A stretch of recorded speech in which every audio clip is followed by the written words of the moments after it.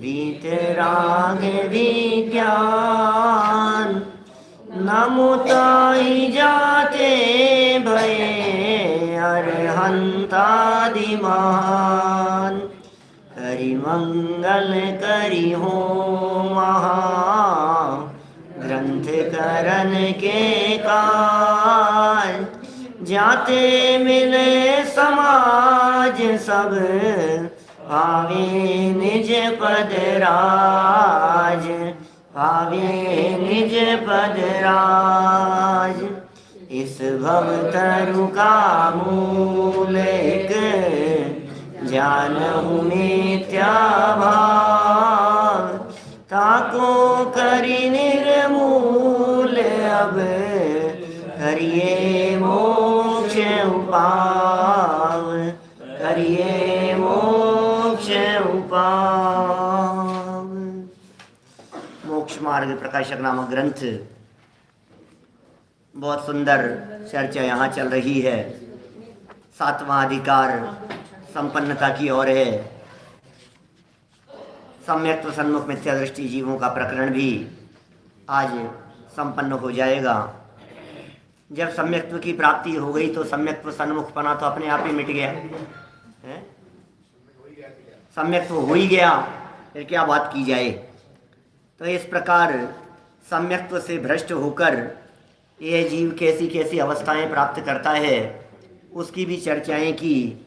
और फिर एक बहुत सुंदर पैराग्राफ जो 265-266 पेज का पैराग्राफ था उसमें स्पष्ट कर दिया गया। देखो परिणामों की विचित्रता। ओहो, परिणामों की कैसी विचित्रता है। भाव कहाँ जा रहे हैं वो पकड़ में नहीं आ रहे हैं। भावों में क्या चल रहा है, सारा खेल भावों का है। क्रिया और परिणाम दो न्यारी न्यारी चीज़ें हैं। क्रिया सबको दिखाई देती है, परिणाम अपने आप को पकड़ में आ सकते हैं। जब परिणाम अपने आप को पकड़ में आ सकते हैं तो अपने आप को देखना, अपने आप को पकड़ना, अपने आप को टटोलना कि भाई मेरे परिणाम कहाँ जा रहे हैं। बैठा हूँ यहाँ लेकिन मन है कहाँ। बैठा हूँ यहाँ लेकिन उपयोग जा रहा है कहाँ। तो इन बातों को जब गहराई से देखता है तो पता लगता है कि भाई साहब ये गड़बड़ होने की संभावना है। तो बिगड़ने का भय भी रखना और सुधारने का उपाय भी करना, ये दो बातें हो गई। परिणाम बिगड़ने का भय रखना और सुधारने का उपाय रखना। ठीक है। अब इसके ऊपर तो जितनी चर्चाएं की जाए वो सब कम है वास्तव में, क्योंकि परिणामों के बारे में जितना बोला जाए ना खूब बातें की जा सकती है और दुनिया भर के उदाहरण सुनाए जा सकते हैं, प्रसंग सुनाए जा सकते हैं, ऐसी ऐसी चर्चाएं की जा सकती है। उसके देखो उसके साथ ऐसी परिस्थिति थी लेकिन उसके परिणाम ऐसे थे तो ऐसा उसे फल मिल गया। माने फल तो परिणामों का लगता है। माने और दुनिया सब क्रिया क्रिया देखती है। अरे मैंने 3 घंटे पूजन करी, तो 3 घंटे पूजन करने में तुम्हारे भाव कहाँ थे कि नहीं सब मंदिर का आयोजन, तो आयोजन तो था लेकिन तुम्हारी जो कषाएं हैं फल तो उसका लगेगा क्या। जो चित्त में परिणामों में विवाद चल रहा है फल तो उसका लगेगा। ये बात इस जीव के समझ में आ जाए तो फिर परिणाम बिगड़ने का भय भी रखे और सुधारने का उपाय भी रखे। अब ये परिणाम सुधारने के उपाय की जो बात कही गई, ये उपाय क्या होता है, ये परिणाम कैसे सुधरते हैं। हेक्कड़ साहब कैसे सुधरते हैं ये परिणाम। बोले परिणामों को सुधारने के लिए या तो जिनवाणी का अवलंबन लो। क्या वास्तव में जिनवाणी के अवलंबन से या पंच परमेष्ठियों के सानिध्य से परिणाम संभलते हैं, और जिसे सुधरना कहा जाए वो स्वभाव के अवलंबन से सुधरते हैं। तो परिणामों का संभलना और परिणामों का सुधरना ये दोनों अलग अलग चीजें हैं। थोड़े संभलने लगे, संभल गए, लेकिन संभलने पर भी अभी जैसे कहते हैं ना, एक तो डॉक्टर ने जवाब दे दिया, स्थिति बिगड़ गई, आउट ऑफ कंट्रोल हो गई क्या, और नहीं अब स्थिति हमारे कंट्रोल में, अब संभल गई, अब संभल रही है। तो ये कह रहे हैं यहाँ संभल रही है। अब संभल रही है मतलब कंट्रोल में है, संभल रही है मतलब ठीक होने की तरफ है। और सुधर गई माने अब तो दौड़ रहे हैं। क्या परिणाम बिगड़ रहे हैं, परिणाम संभल रहे हैं और परिणाम सुधर रहे हैं। तबीयत बिगड़ रही है, तबीयत सुधर रही है, क्या संभल रही है, क्या कहो उसे, संभल रही है और फिर सुधर गई। तो इसी तरह से यहाँ सुधारने के संदर्भ में कह रहे हैं स्वभाव के अवलंबन से परिणामों को सुधारना। बहुत सुंदर और मार्मिक प्रसंग है। पेज नंबर 266 हिंदी पुस्तकों में 266 नंबर का पेज है, गुजराती पुस्तकों में 277 नंबर का पेज है और कुछ गुजराती पुस्तकों में 272 पेज है। 272 और 277 और 266 नंबर पेज।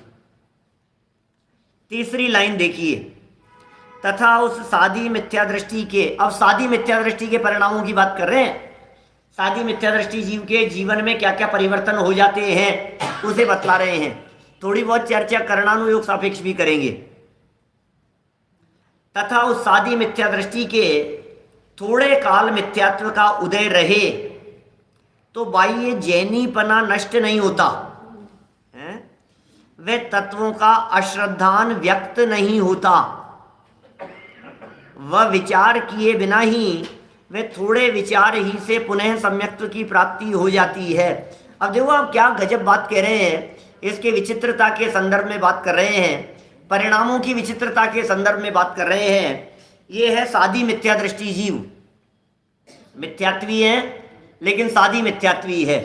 सादी मिथ्यात्वी माने दोबारा मिथ्यात्व में आ गया है। अब दोबारा मिथ्यात्व में आया हुआ ये जीव जो दोबारा मिथ्यात्व में आ गया, थोड़े काल तक मिथ्यात्व में रहा, मिथ्यात्व में आया, थोड़े समय तक ये जीव मिथ्यात्व में रहा। अब यदि ये जीव वापस, परिणाम इसके बदल गए, तो ये जीव सम्यक्त्व की प्राप्ति पुनः कर लेगा, मिथ्यात्व से दोबारा सम्यक दर्शन की प्राप्ति हो जाएगी। लेकिन जो थोड़े समय के लिए मिथ्यात्व में रहा था ना, उसका जैनीपना नष्ट नहीं होता। ऐसा नहीं है कि उसने ऊटपटांग आचरण करना शुरू कर दिया हो, ऐसा नहीं है कि क्षण मात्र के लिए, कुछ मिनटों के लिए मिथ्यात्व में आया और आपको दिखाई देने लग जाए, पता भी नहीं लगता है, पता भी नहीं लगता है। जैसे पलक झपकने का पता नहीं लगता, जैसे यहाँ बैठे बैठे आपका उपयोग दौड़ करके यहाँ चला आता है, आपको पता नहीं लगता। इसी तरह से सम्यक दृष्टि जीव मिथ्यात्व में आया और दोबारा सम्यक दृष्टि हो गया, पता ही नहीं लगता है, पता नहीं लगेगा उसे। ये कह रहे हैं जैनीपना नष्ट नहीं होता, जैनीपना नष्ट नहीं होता। इसके पहले पंडित जी ने एक शब्द दिया है, बाह्य। बाह्य, बाह्य जैनीपना नष्ट नहीं होता, अंदर से देखो तो जैनीपना मिट गया था, क्योंकि सम्यक दृष्टि भाव से जैन है। क्या हमें पता ही नहीं है, हम तो जैन कुल में पैदा हुए हैं इसलिए जैन समझते हैं अपने आप को। लेकिन भाई ये जैनीपना नहीं है। नहीं नहीं साहब, हम तो रात्रि भोजन नहीं कर, दिन में भोजन, चांद के पानी, नित्य जनालय जाएगा, वीर प्रभु कह गए सभी से जैनी वह, हम तो जैनी हैं साहब, हम तो जैनी हैं। कि सुनो, सच्चे जैनी सम्यक दृष्टि होते हैं। हमारे यहाँ जैन परंपरा में जैनी नरक में भी होते हैं। हमारे यहाँ जैन परंपरा में जैनी वो शेर का जीव भी था, त्रियंच गति में, वो भी जैनी बन गया था। वो त्रिलोक मंडन नाम का हाथी, वो भी जैनी बन गया था।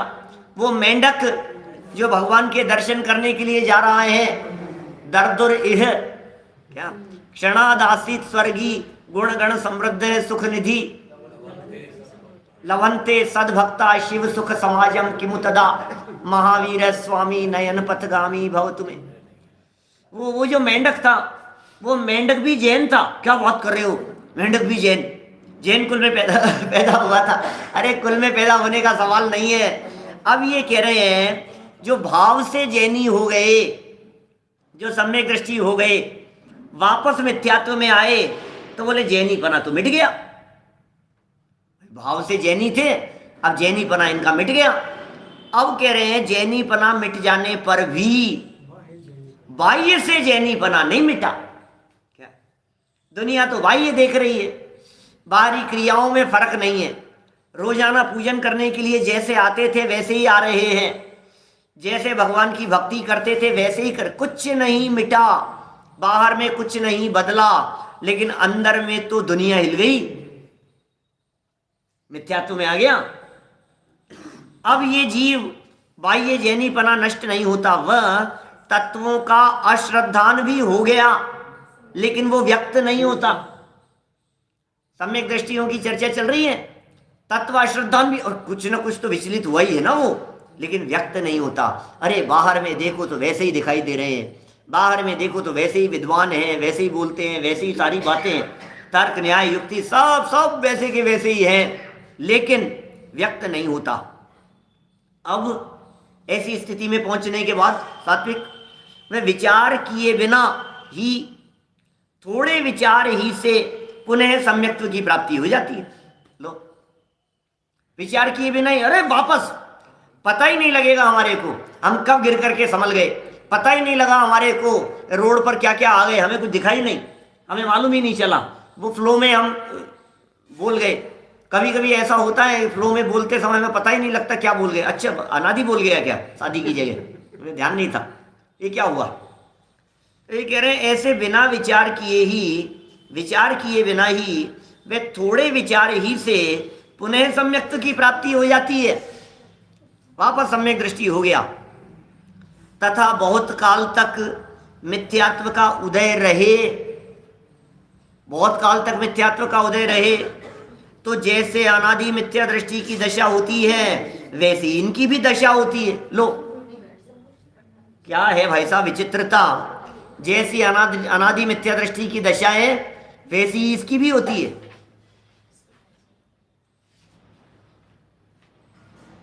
बहुत काल, कहाँ पढ़ रहे हैं, पंचौथी लाइन में आ गए ना, तीसरी से, बहुत काल तक मिथ्यात्व का उदय रहे, तो जैसी अनादि मिथ्या दृष्टि की दशा होती है वैसी इसकी भी दशा होती है।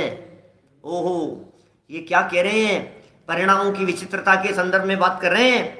ग्रहीत मिथ्यात्व को भी वह ग्रहण करता है, ये क्या हो गया, और निगोद आदि में भी रुलता है, ये क्या कह रहे हो आप। ये सारी विचित्रता की चर्चाएं चल रही हैं। सम्यक दृष्टि जीव दोबारा मिथ्यात्व में आ गया, उसके जीवन की विचित्रताएं बता रहे हैं साहब, पिताजी साहब क्या कह रहे हैं, ये क्या कह रहे हैं यहाँ, क्या कह रहे हैं, ग्रहीत मिथ्यात्व को ग्रहण कर लिया। क्या बात, सम्यक दृष्टि था, देवगुरु धर्म का यथार्थ श्रद्धान था, अब ये मिथ्यात्व में आ गया। हम लोग साधी मिथ्या दृष्टि हो सकते हैं कि नहीं, कभी कभी ये प्रश्न उठता है स्वभावों में, हम हो सकते हैं या नहीं, हो सकते हैं, हो तो सकते हैं क्या, क्योंकि अर्ध पुद्गल परावर्तन तक घूम सकता है, और उस अर्ध पुद्गल परावर्तन में कुछ पता नहीं लग सकता है, कुछ कह नहीं सकते हैं, जवाब नहीं है हमारे पास में कुछ भी। लेकिन आप साधी मिथ्या दृष्टि थे, ये बात सुनकर के चेहरे पर प्रसन्नता की जरूरत नहीं है, क्योंकि टोडरमल जी साहब ने यहाँ लिख दिया कि उसकी दशा अनादिवत हो जाती है। कौन सा न्याल हो गया, एक व्यक्ति, ऐसी दशा है ये तो, एक व्यक्ति बहुत गरीब था, दरिद्री था, झोपड़ी में रहता था, फुटपाथ पर रहता था, और फिर क्या हुआ, फिर उसे राजा बना दिया गया, तो दिन बदल गए उसके एकदम। अब राजा बना दिया गया तो जिन्होंने बनाया था उन्होंने राजगद्दी से उतार भी दिया, तो फिर क्या हुआ कि फिर झोपड़ी में आ गया। तो अब एक पहले से झोपड़ी में रह रहा था और एक दोबारा झोपड़ी में आकर के रहा, कि क्या फर्क है, कि जैसे पहली दशा थी वैसी वापस हो गई, कोई फर्क नहीं है उसमें। माने जो तकलीफें पहले भोग रहा था वैसी ही तकलीफें अब भोगने लग गया। असली दुख तो मिथ्यात्व का दुख होता है भाई साहब। मैंने राजा बनने की बात कही, राजा की जगह संपन्नता की बात कर लीजिए। राजा यदि ज़्यादा सूट नहीं करता हो तो ऐसा समझ लीजिए बहुत संपन्न हो गया था, जमीन से आसमान पर पहुंच गया था, फर्श से अर्श तक और फिर अर्श से फर्श तक। क्या ऐसे बदल जाते हैं कि नहीं दिन, पहले कुछ नहीं था साहब, और फिर क्या हुआ, फिर ऐसी दशा हो गई, अरे करोड़ों में इधर उधर, क्या फर्क पड़ता है अब तो, अब फिर वापस क्या दशा हो गई कि फिर वही पहले जैसी। अब क्या करो, रोडपति से करोड़पति हो गया और फिर कहाँ हट करके रोड पर आ गया। विजयपत सिंघानिया नाम था। हैं? विजयपत सिंघानिया। क्या विजयपत सिंघानिया कौन था ये? मुझे नहीं मालूम। रेमंड का मालिक। रेमंड का मालिक। जो अच्छा, अपने बेटे को पैसे सब दे दिए और अब सड़क अब बोलो, अब वो बेटे को दे दिया और सड़क पर आ गया। सब काम कर दिया उसके नाम और वो उसको। अब ये सब ऐसे ऐसे ही चलती है। किंगफिशर का मालिक था। ये रोजाना इसी तरह की दशाएं चलती है। रोज देखते हैं अपन कौन व्यक्ति कहाँ से कहाँ पहुंच गया और दोबारा आ गया। तो जो व्यक्ति दोबारा आ गया अब उसका क्या होगा? सुशील कुमार जो केबीसी में 5 करोड़ रुपए जीता था, उस पूरे सड़क पे आ गया। सारे 5 करोड़ डूब गए। अच्छा, कैसे डूब गए? गलत जगह इन्वेस्ट कर दिया, कुछ कर दिया। ओहो सब हो डूब गए। बोलो आप। अब गायों को ये कह रहे हैं सुशील कुमार जो 5 करोड़ रुपया जीता था केबीसी में, वो वापस सड़क पर आ गया। जितेंद्र जी साहब, बेटे ने निकाल दिया उसको। क्या क्या दशाएं होती है भाई साहब, ये विचित्रताएं हैं। ये तो आप जो विचित्रताएं देख रहे हैं, ये संयोगों की विचित्रताएं देख रहे हैं। ये जो विचित्रता दिखाई दे रही है, ये सब संयोगों का खेल दिखाई दे रहा है। पुराणों में देखेंगे तो पुराणों में तो आपको ऐसी बातें खूब मिलेगी, भरी पड़ी है। एक ही जीवन में उतार चढ़ाव दिखाई देवेंगे। बनारसी दास जी के जीवन में, एक ही जीवन में कितने उतार चढ़ाव दिखाई दिए। ग्रहित मिथ्यात्वी हो गए, फिर ज्ञानी हो गए, सम्यक दृष्टि हो गए। कैसे पाप कर्म की दशा, पुत्र का मरण हो रहा है, ये हो रहा है, वहीं शादी, वहीं मरण, वहीं जन्म, एक ही घर में। क्या पुत्र जन्म नानी मरण, पुत्र वधु आगोन, और तीनों कारज एक दिन भये एक ही भवन। एक ही भवन में, एक ही भवन में 3-3 कारण एक साथ एक ही दिन के अंदर घटित होते हैं। ये विचित्रताएं हैं, लेकिन ये सारी विचित्रताएं संयोगों की विचित्रताएं हैं। अब मेरा प्रश्न ये है, संयोगों की ये विचित्रताएं एक ही व्यक्ति के जीवन में क्यों बनी? इसका कारण बताओ। ये संयोगों की विचित्रता का कारण बतलाइए। ये परिस्थितियों की विचित्रता का कारण बतलाइए। आज इतनी संपन्नता हो गई, अब इतनी असंपन्नता हो गई। इस विचित्रता के बारे में कुछ तो कहो, क्यों हुआ? तो आप कहेंगे साहब उदय बदल गया। क्या कहेंगे आप? उदय बदल गया। कर्म का उदय कैसा था, अब कर्म का उदय कैसा आ गया? जन्म समय नहीं मंगल जाके, पता है हमारे को सबको। जन्म समय नहीं मंगल जाके, मरण समय नहीं रोवन हारे। और जीवन कहां बीता?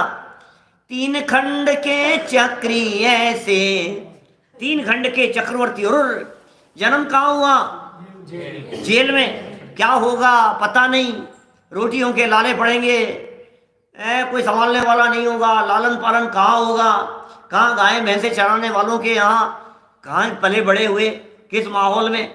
जंगल में जाते थे लकड़ियाँ लेकर के और हाँकते थे भेड़ बकरियों को।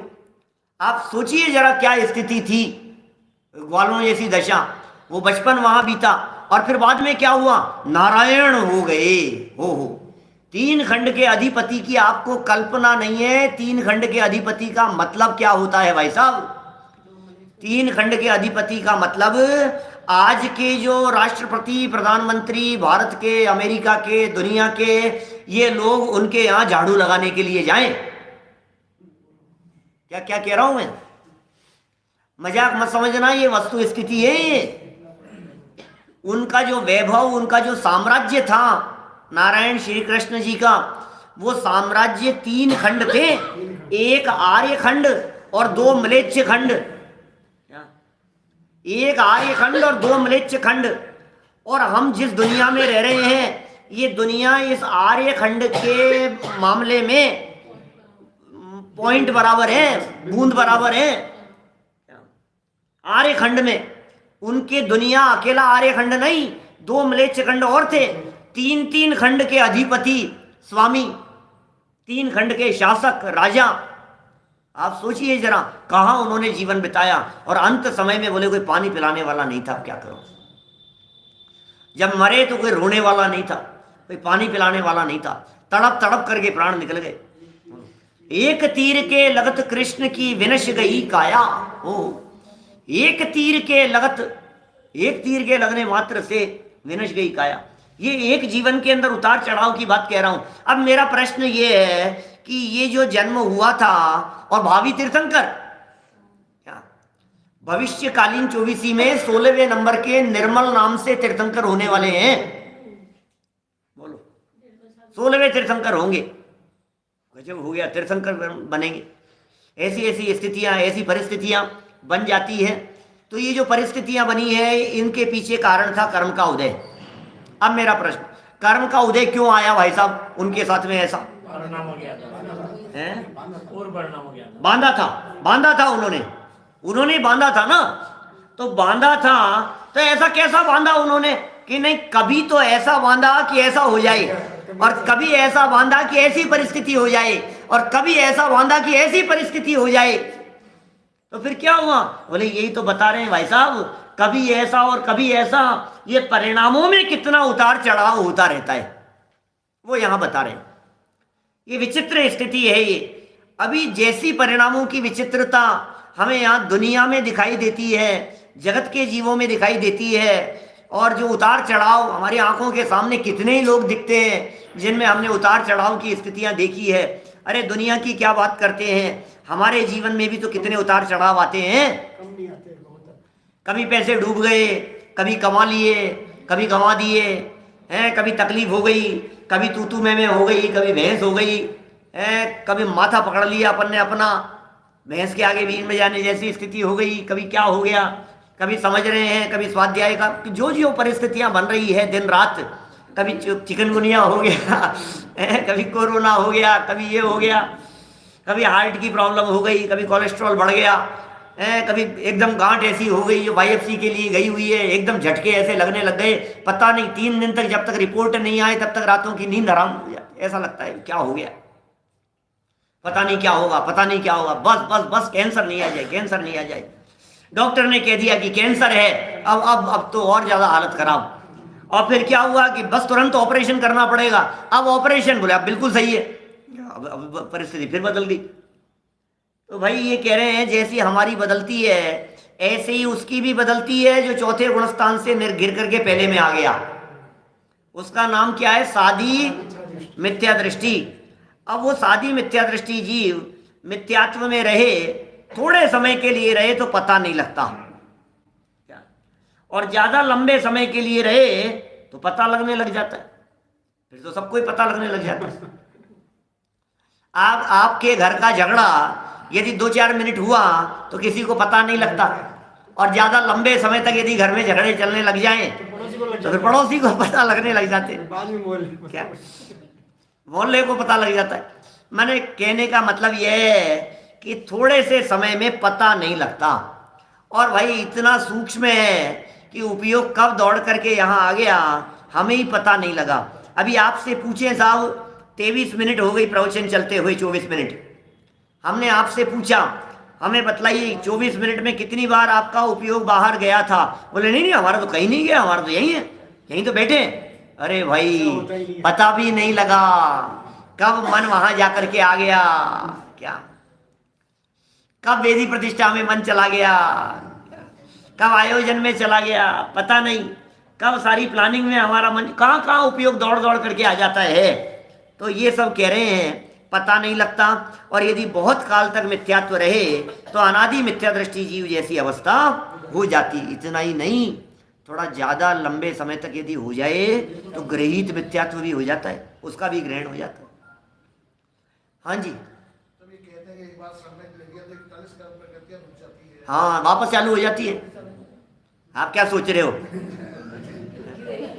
अभी कह रहे हैं आगे अगले पेज पर नीचे 41 के नाम भी गिनाए हैं। 41 कर्म प्रकृतियों का आश्रम रुक जाता है, लेकिन उसके बाद में वापस मिथ्यात्व में आ गया तो रिवॉर्ड तो आपको वहां का मिला था, दोबारा छीन लिया जाता है। क्या जब हमने कंडीशन बतला दी है, सम्यक दृष्टियों की कंडीशन बतला दी है, तो फिर अभी यहाँ क्या कहेंगे? मिथ्यात्व में आ गया है, तो इसके क्यों नहीं होगा?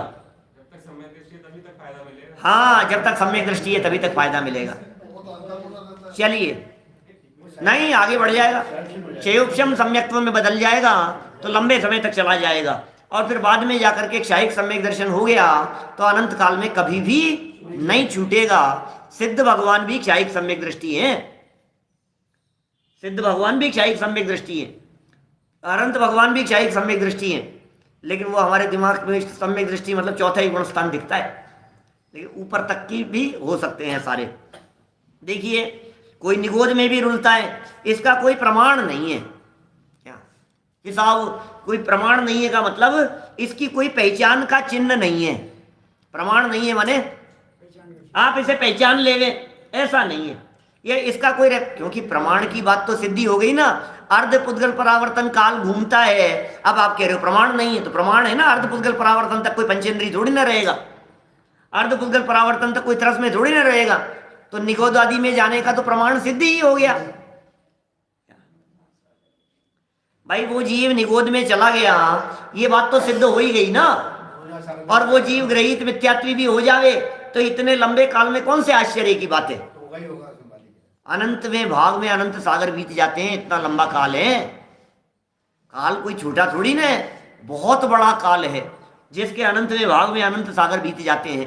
कल कॉल था मेरे पास हांगकांग से, उन्होंने कहा कि ऐसा कैसे होता है, आप तो कह रहे थे समुद्र में बूंद बराबर काल रह गया, फिर आप आगे कहने लग गए कि अनंत में भाग में अनंत सागर बीत जाते हैं। समझ में नहीं आई, ये कंट्रोवर्सी दिखाई दे रही है। मैंने कहा भाई ऐसा है कि जो अनंत में भाग में अनंत सागर बीत जाते हैं, ये काल भी समुद्र में बूंद बराबर ही है। क्या समझ में आ रही है बात? अच्छा जैसे देखो अपन चर्चा करें, अरे साहब आपको क्या बतलाएं, अजय जी के पास में क्या संपत्ति है, अथाह संपत्ति है, अथाह संपत्ति है। फिर हमने कहा कि इनकी जो अथाह संपत्ति है ना, वो अंबानी जी के मुकाबले में बूंद बराबर है। फर्क पड़ गया ना।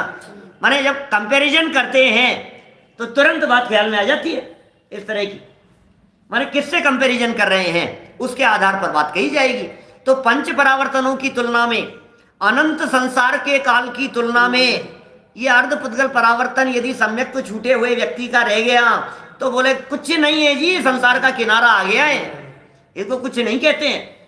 क्या अब उल्टा लगाओ, लेकिन फिर भी क्योंकि सादी मिथ्या दृष्टि है लेकिन अनादिवत व्यवस्था हो गई है, तो पुरुषार्थ तो पूरा ही करना पड़ेगा। क्या साधारण मत समझना, इसका कोई प्रमाण नहीं है, ठीक है ना। प्रमाण नहीं है का अर्थ बस समझ लीजिए आप, जो बात हमने कही ना, फिक्स नहीं। प्रमाण का अर्थ परिमाण भी कह सकते हैं। माने इससे सभी किया जा सकता है कि सादी मिथ्या दृष्टि जीव ये कितने लंबे समय तक रहेगा मिथ्यात्व में, इसका कोई प्रमाण नहीं है, नाप नहीं। प्रमाण नहीं है का अर्थ एक प्रमाण तो दे दिया अर्ध पुद्गल परावर्तन, वो तो मैक्सिमम है। लेकिन कोई व्यक्ति 2 दिन रहेगा कि 5 दिन रहेगा कि 15 दिन रहेगा कि 15 साल रहेगा मिथ्यात्व में, कि सागरों तक रहेगा कि 10 सागर तक रहेगा कि 25 सागर के अंदर बदल जाएगा, बोले इसका कोई हमें ऐसा कोई एक मेजरमेंट नहीं बतला सकते कि भाई इतना। क्या काल की अपेक्षा, हाँ ऐसा भी कह सकते हैं, इसका कोई उदाहरण नहीं है, हमारे को इसका कोई एग्जाम्पल नहीं मिलता है कि साहब इसके बारे में कुछ तो बताओ साहब कौन है। अरे बता नहीं सकते भाई साहब, इसके बारे में किसी के बारे में तो बताओ कि नहीं बता सकते। अरे हमारे कोई ये सादी मिथ्या दृष्टि जीव, वो एक कोड़ा कोड़ी सागर वाला तो दिख रहा है मारीची, एक कोड़ा कोड़ी सागर वाला, लेकिन जो अर्ध पुद्गल परावर्तन वाला ये कैसे बताएं, ये नहीं बता सकते हम। चलिए आगे बढ़ते हैं अभी, और इसी सादी मिथ्या दृष्टि जीव के परिणामों की विचित्रता को और देखिए।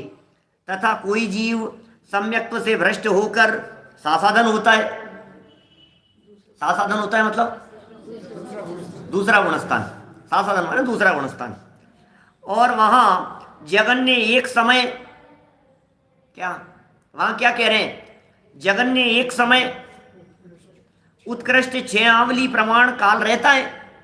क्या जगन्य एक समय रहा और उत्कृष्ट 6 आवली प्रमाण, ये दूसरे गुणस्थान का टाइम पीरियड है। माने दूसरे गुणस्थान में कोई व्यक्ति यदि रहेगा तो कम से कम एक समय के लिए रहेगा, और ज्यादा से ज्यादा यदि कोई व्यक्ति दूसरे गुणस्थान में रहेगा तो 6 आवली प्रमाण काल के लिए रहेगा, इससे ज्यादा नहीं हो सकता है। 6 आवली से ज्यादा दूसरे गुणस्थान का काल नहीं है। और ये आवली भी सेकंड में संख्यात 1000 कोड़ा कोड़ी आवलियां होती है, इसलिए वास्तव में तो बहुत कम काल है। वास्तव में तो ये काल बहुत छोटा है। और यदि मैं सूक्ष्मता में इस विषय को थोड़ा सा बताऊं तो मैं ये कह सकता हूं कि चौथे गुणस्थान में उपशम सम्यक दृष्टि जीव जब उसके अनंतानुबंधी क्रोध मान माया लोभ में से किसी का उदय आ गया तो गुणस्थान दूसरा होता है। दूसरा गुणस्थान किसके होता है? मिथ्यात्व का उदय तो नहीं आया और अनंतानुबंधी आदि का उदय होता है। अभी और बारीक बात, बोले उपशम सम्यक्त्व का जो काल था वो काल पूरा होने में 6 आवली प्रमाण मात्र काल बचा। क्या तभी आ सकता है उदय दूसरे में आने वाले की। इससे ज्यादा काल यदि उपशम सम्यक्त्व का बचा है तो फिर वो जीव दूसरे गुणस्थान में नहीं आ पाएगा। इसका मतलब मैं ये भी कह सकता हूं कि औपशमिक सम्यक्त्व का ही बचा हुआ काल दूसरे गुणस्थान में पूरा होता है। आस्वादन का अर्थ यह है कि अभी थोड़ा थोड़ा सा स्वाद बचा है, खाना नहीं खा रहे हैं, बस वो बचा हुआ रह गया थोड़ा सा। मंदिर आए तो ना कुल्ला करके अंदर आना, तो जो खाया था ना आपने जो उसका वो कहीं ना कहीं वो थोड़ा सा उसका अंश रह गया है।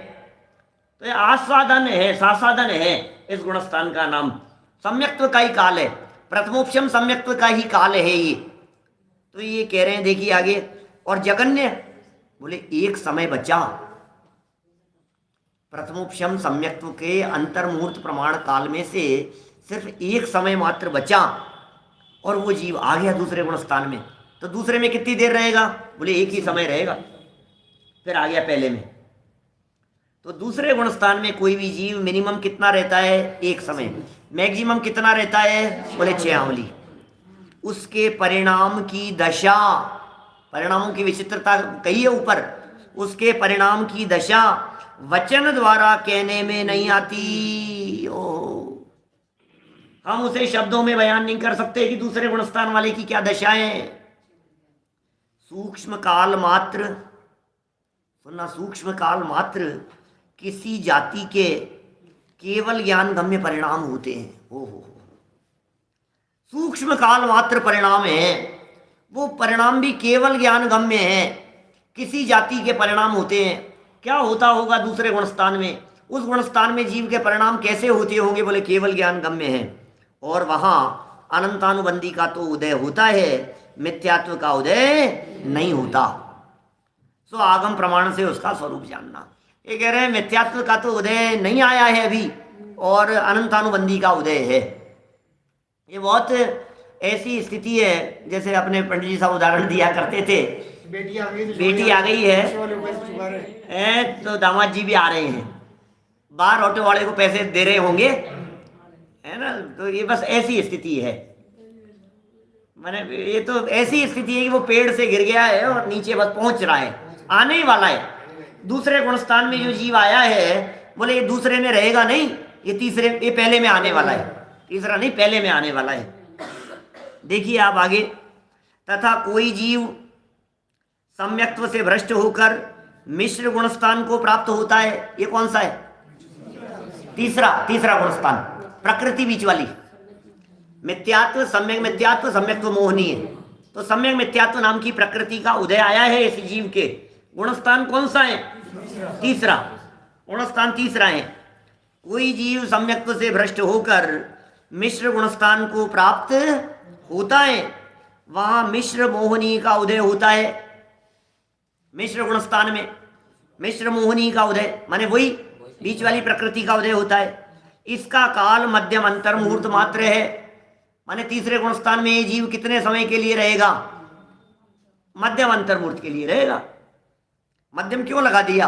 क्योंकि उत्कृष्ट और जघन्य नहीं है, सो इसका भी काल थोड़ा है, इसलिए इसके भी परिणाम केवल ज्ञान गम्य है। आपको मालूम है तीसरे गुणस्थान में मरण नहीं होता।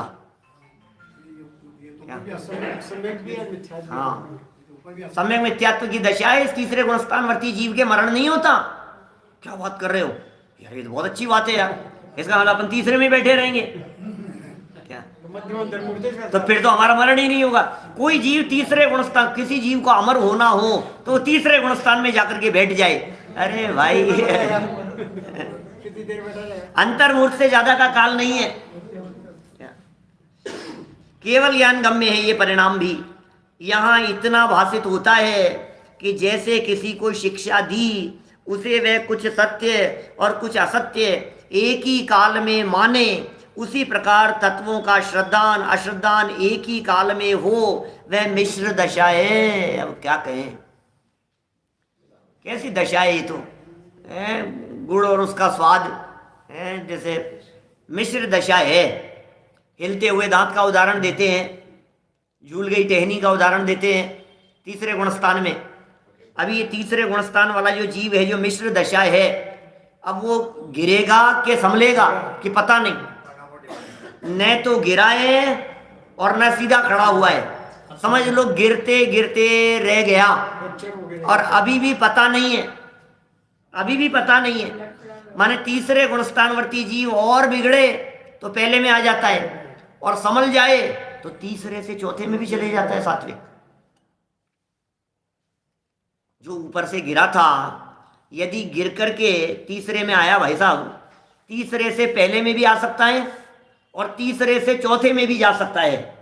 दांत हिलने लग गया, हमें बताइए अबे भैया, दांत हिलने लग गया, ये हिलता हुआ दांत बाहर निकलेगा कि वापस मजबूत हो जाएगा? दोनों ही बातें हैं, कुछ नहीं कह सकते अपन। हिल रहा है यार, हिलना चालू हो गया, और फिर थोड़ा सा इतना परिश्रम किया, मतलब थोड़ा इलाज किया, उपचार किया, थोड़ा संभल करके रहे, वापस अरे तो मजबूत हो गया है, तो दोबारा ये क्या हुआ? तो तीसरे से दोबारा मजबूत भी हो गया और तीसरे से पहले में भी आ गया। ये विचित्रताएं बतला रहे हैं यहाँ, अलग अलग गुणस्थानों की अलग अलग प्रकार की परिस्थितियां बतला रहे हैं।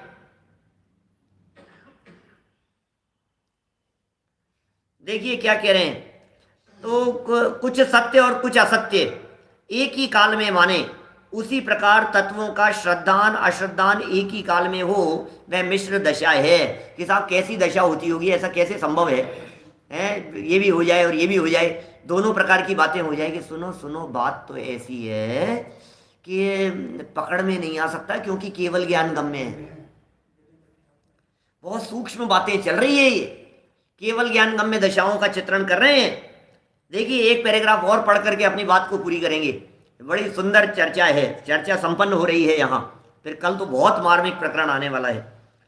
कितने ही कहते हैं कि हमें तो जिन देव तथा अन्य देव सर्व ही वंदन करने योग्य हैं। लो मिश्र है ना, मिश्र क्या? अरे साहब हम तो इनको भी मान लेते हैं, इनको भी मान लेते हैं, किसी को नाराज नहीं करते, हैं? किसी को नाराज नहीं करते, किसी को नाराज नहीं करते हम। अपना क्या बिगड़ता है? अपना क्या बिगड़ता है? इनको भी मान लेते हैं, इनको भी मान लेते हैं। ये कह रहे हैं यहाँ, हमें तो जिन देव तथा अन्य देव सर्व ही वंदन करने योग्य है। क्या? हम तो महावीर स्वामी को भी मानते हैं और महादेव जी को भी मानते हैं, हम तो दोनों को मानते हैं। हम तो आदि ब्रह्म आदिनाथ भगवान को भी मानते हैं और ब्रह्मा जी को भी मानते हैं। हम तो शांतिनाथ को भी मानते हैं और शंकर जी को भी मानते हैं। कोई दिक्कत है आपको? क्या मान लो भैया? अरे सुनो भाई, जिसने राग देश कामादिक, ये स्वरूप यदि सही है, शाम को चलती है चर्चा मेरी भावना की। क्या माने बहुत गजब की चर्चाएं हैं। वो जो चर्चाएं हैं ना, अपन ने पहले यहाँ भी चलाया है, 17-18 प्रवचन किए शायद, कितने पहले 18 प्रवचन किए पहले, है ना? 21 है, 21 प्रवचन, और अभी तो हम 10 में 10-11 में निपटा देंगे उनको, ठीक है ना? 10,000 लोग तो सुन चुके हैं और आगे आने वाले समय में लाख सुन लेंगे उन्हें। माने बहुत गजब का स्वरूप है। हमने लक्षण बतला दिया।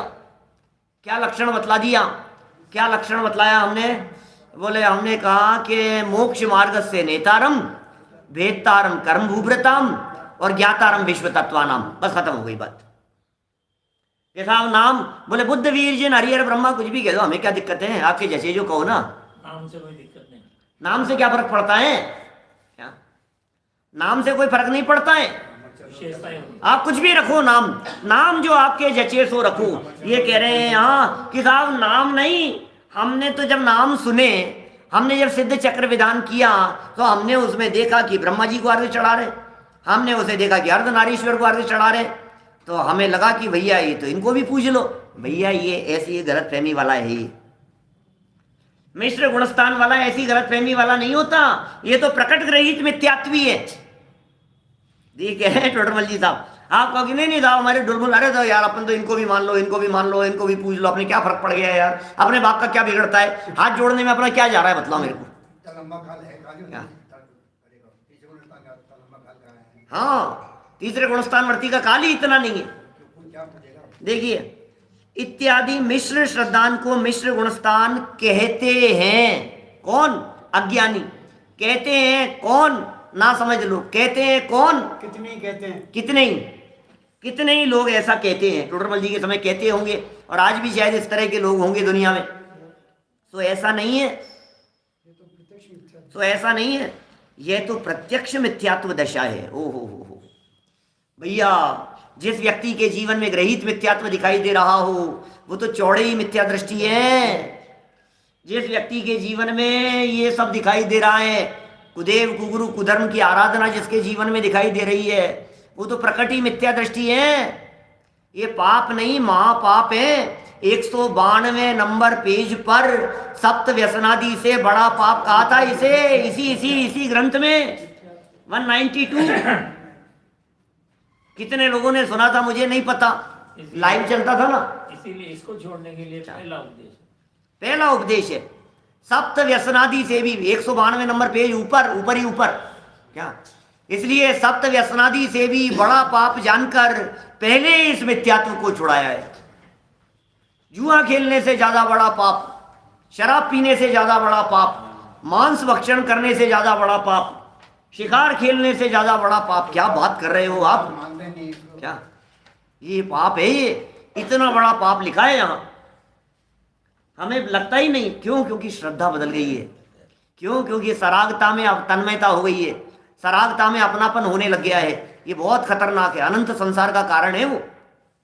देखिए, तो इत्यादि मिश्र गुणस्थान, मिश्र श्रद्धा को मिश्र गुणस्थान कहते हैं। तो ऐसा नहीं है, ऐसी बात नहीं है, यह तो प्रत्यक्ष मिथ्यात्व दशा है। ओह, ये बात तो चौड़े ही ऐसी दिखाई दे रही है कि मिथ्यात्व दशा है। व्यवहार रूप देवादिक का श्रद्धान होने पर भी मिथ्यात्व रहता है।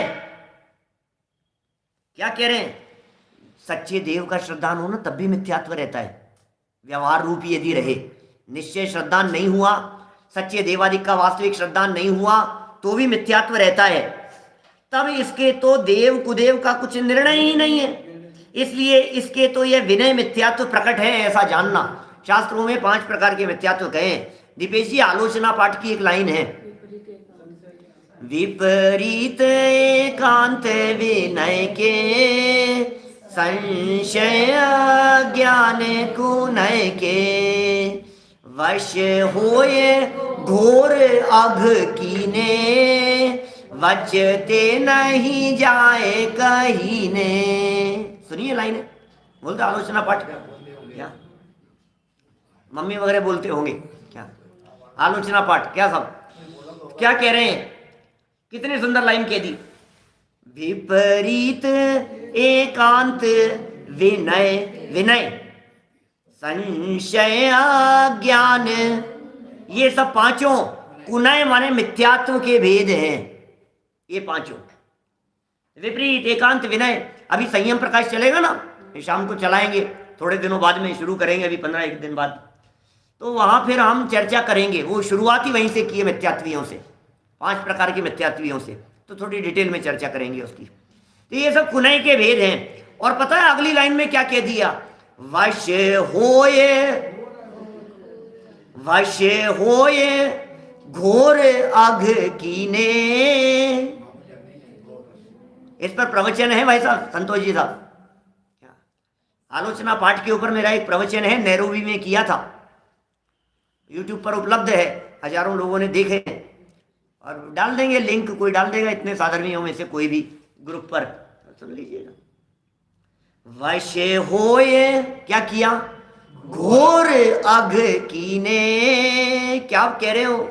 इन 5 प्रकार के मिथ्यात्व के वशीभूत होकर के इस जीव ने घोर पाप किए हैं।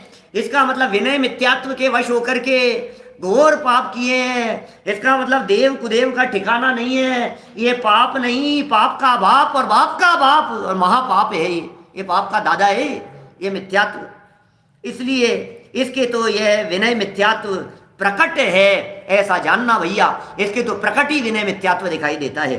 इस प्रकार इन विचित्रताओं को जानते हुए देखते हुए क्या कह रहे हैं, इस प्रकार सम्यक्त्व सन्मुख मिथ्या दृष्टियों का कथन किया।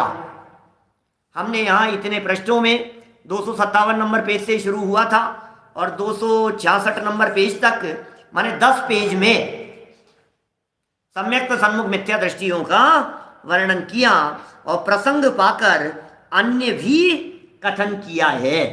तो इस तरह से ये जो चौथे प्रकार के मिथ्या दृष्टि थे, जिनका नाम सम्यक्त्व सन्मुख मिथ्या दृष्टि है, उनकी चर्चा तो पूरी हुई ही। अगले वाक्य में कह रहे हैं जैन मिथ्या दृष्टियों का स्वरूप का भी निरूपण किया।